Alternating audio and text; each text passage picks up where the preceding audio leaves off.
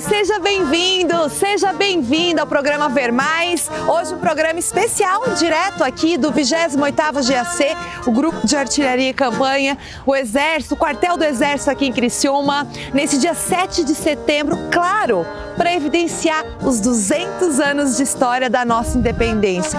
Clima de patriotismo, de orgulho do nosso Brasil. E no quadro Você Sabia de hoje, a gente vai trazer as histórias e curiosidades desta data tão importante. Saber, por exemplo, por que o Dom Pedro I estava lá às margens do Rio Ipiranga, saber todo o contexto desse momento do grito de liberdade. É daqui a pouquinho. Também tem papo com o alto comando do Exército aqui em Criciúma. Vamos saber como é que funciona a estrutura aqui do 28º GAC. Vamos saber sobre o baile da independência que vai ocorrer no próximo sábado, algo inédito, que aproxima, com a comunidade. Tudo isso e muito mais daqui a pouquinho. E tem apresentação exclusiva com a banda do 28º GAC, gente. Tá demais, o programa tá imperdível.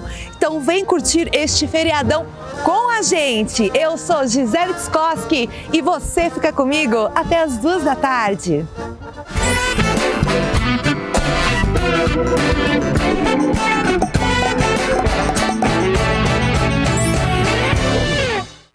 O 7 de setembro é uma data comemorada todos os anos. É o momento de exaltarmos o nosso patriotismo, o nosso orgulho pelo Brasil.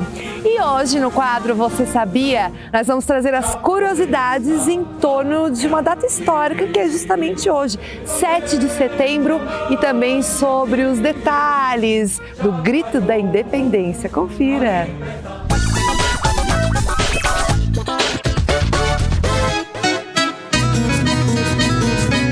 Quando se fala em independência do Brasil, logo vem à mente o famoso quadro feito por Pedro Américo em 1888. A pintura narra uma cena épica composta de oficiais vestidos com uniformes militares impecáveis e montados em seus cavalos brancos. No centro da imagem, um imponente Dom Pedro I com trajes de gala ergue sua espada e brada o famoso Independência ou morte!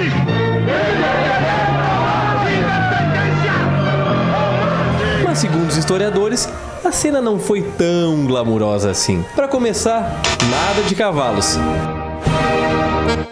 O príncipe regente, na verdade, estava com uma mula.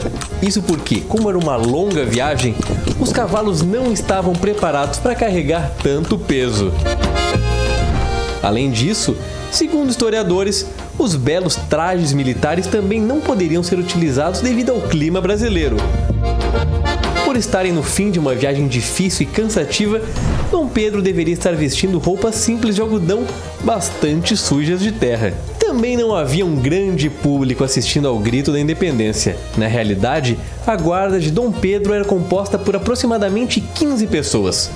Os famosos Dragões da Independência só foram criados anos depois. Quando voltava de Santos, Dom Pedro recebeu a mensagem que exigia que ele voltasse à Europa. Foi o gatilho para a proclamação da independência. E a famosa frase, na verdade, é apenas um trecho do discurso do príncipe. Brasileiros, a nossa divisa de hoje em diante será independência ou morte, e as nossas cores verde e amarelo em substituição às das cortes. E apesar do protagonismo dado a Dom Pedro I, foi Maria Leopoldina, sua esposa, que decretou formalmente a independência do Brasil. Na condição de princesa regente, ela assinou o Decreto da Independência, declarando o Brasil separado de Portugal. Ela usou seus atributos de chefe interina do governo para fazer uma reunião com o Conselho de Estado, ocasião em que o documento foi assinado. Mas como era de se esperar, Portugal não reconheceu a independência de sua colônia rapidamente. Foram necessárias muitas negociações. E no fim, a coroa portuguesa exigiu o pagamento de 2 milhões de libras esterlinas. Só que os cofres do Brasil estavam vazios, pois Dom João havia levado todo o dinheiro brasileiro para Portugal. Por isso, foi preciso pedir o valor emprestado para a Inglaterra. Uma história de luta que 200 anos depois é comemorada pelo Brasil, país soberano, uma potência mundial.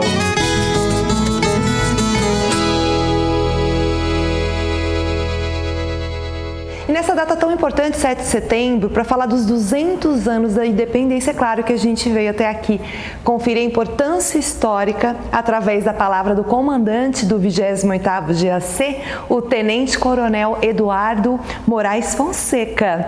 Olá, boa tarde, obrigada por nos receber. Eu que agradeço a oportunidade de falar um pouco do nosso 7 de setembro, uma data importante. Obrigado pelo espaço também vocês estão nos dando e seja bem-vindo ao nosso 28º GAC. Nós sempre muito bem recebidos. Eu tenho memórias aqui de quando criança, né, de como essa relação com a comunidade, né, vai fazer 45 anos da presença deles aqui, né, como essa relação foi tão boa ao longo dos anos, né, as crianças têm aquelas memórias de vir aqui, fazer aquele lanchinho, conhecer toda a estrutura, né, e ouvindo aqui agora, me voltaram essas memórias. Mas hoje a gente veio falar então sobre esse dia 7 de setembro, 200 anos de história. Tem um peso diferente, né? Exatamente, não é uma data trivial, eu costumo falar, né? 200 anos da nossa independência, que o nosso país é soberano e livre.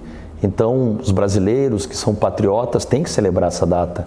Então, é uma data marcante, uma data que o Exército Brasileiro esteve envolvido com o 7 de setembro, que não foi apenas uma data, mas foi todo um período de guerras de independência, guerras duras, que o Exército lutou para que nós pudéssemos, outrora, consolidar a nossa independência. Então nós temos que celebrar sim esses 200 anos com muito entusiasmo e com muita presença. Com certeza, e patriotismo, importantíssima palavra, né? Porque é orgulho, gente. O 7 de setembro, essa data é para isso, né, comandante? Exatamente, é o momento que as pessoas demonstram o seu amor à pátria. E isso é importante porque passa de geração para geração esse amor à pátria, o civismo, os valores, o culto aos símbolos nacionais. Isso é muito importante, não pode se perder. Quando nós recebemos as escolas aqui, esse é um dos nossos objetivos, né? Mostrar o que é o civismo, quais são os símbolos nacionais e fazer essa sementinha germinar. Por isso que eu falei, né? Já fui uma dessas estudantes das escolas que esteve presente aqui conhecendo, né? Já mudou bastante, né? Bastante, pouquinho só, foi ontem. Ô comandante, mas brincadeiras à parte, como é que é a estrutura hoje do 28º GAC, né? Quantas pessoas estão inseridas aqui dentro? Bom, nós temos cerca de 400 militares, né? A unidade é dividida basicamente numa estrutura administrativa, que é esse pavilhão. Nós temos 2 baterias de obuses, que são nossas unidades operacionais, e uma bateria de comando que dá todo o suporte logístico e técnico para o emprego dessas baterias de obuses, que são o braço forte, digamos assim, nosso, né? E também são a nossa tropa que leva a mão amiga quando a sociedade precisa. Então essa é a nossa estrutura basicamente. Então, e é tudo nesse espaço aqui? Exatamente, tudo nesse espaço. É um espaço muito grande, né? É um espaço grande, mas nós abrigamos também paiol com munição, nós abrigamos outras instalações, estande de tiro, então as instalações aqui são muito bem aproveitadas. Sim, até falando da questão do nome, Grupo de Artilharia e Campanha, né? Porque cada quartel, enfim, a gente tem em Tubarão, né? Tem a sua vocação. Exatamente. E a vocação qual seria, nossa, assim, artilharia de campo, o que significa? Seria o apoio de fogo à 14ª Brigada de Infantaria Motorizada, que é a grande unidade que abarca as outras unidades de Santa Catarina, quase todas as unidades de Santa Catarina. Então, nós somos o apoio de fogo, no caso de uma necessidade de atuação em defesa externa, o apoio de fogo indireto a cerca de 10 quilômetros de alcance, que é o nosso material alcança, é prestado pelo 28º GAC. Então nós operamos os chamados obuseiros, que o pessoal conhece como canhão, né? O canhão? Então. O pessoal acompanha assim, que passa de carro por aqui, né? Pelas rodovias adjacentes aqui e percebe algum material ali, né? São os canhões e armamento com as balas, enfim, é tudo isso que tem aqui? Exatamente, nós temos o armamento de emprego individual, coletivo e o nosso principal meio de emprego, que são os obuseiros. Sim. Nós utilizamos eles para prestar esse apoio de fogo à 14ª Brigada, sediada em Florianópolis. Mas vamos deixar eles guardadinhos ali, né? E eu acho que é legal, né, falar desse braço que você acabou de falar, da mão amiga. O Exército tem um papel, gente, fundamental em vários aspectos na nossa sociedade. Gostaria que você falasse sobre isso. Bom, o 28º GAC tem uma integração muito grande com a sociedade, né? Ao longo de toda a sua história de 191 anos, 45 aqui em Criciúma. Comemoramos esse ano, dia 9 de novembro, 45 anos em Criciúma. E é uma unidade que a marca dela, essa integração com a sociedade. Tivemos algumas calamidades no passado, necessidade de defesa civil, e nós sempre estivemos presentes nessas oportunidades, né? E também nós trabalhamos na garantia da proteção das nossas fronteiras, né? Então nós atuamos no combate a ilícitos transfronteiriços em outras áreas do nosso estado, inclusive no estado do Paraná. E sempre que a sociedade precisa, nós estamos prontos para ajudar, para auxiliar e cooperar também com o desenvolvimento nacional. No caso, o nosso, digamos, território para isso é toda a região de Criciúma. Então, tanto a região carbonífera, toda a região do extremo sul catarinense, né? Então é a nossa área de atuação. Gente, a gente vai permanecer com o comandante e a gente vai continuar falando sobre o Baile da Independência. Você pode participar também, saber como os jovens, né, podem participar também do Exército, vir até o Exército, se alistar, enfim, como é que é também seguir carreira.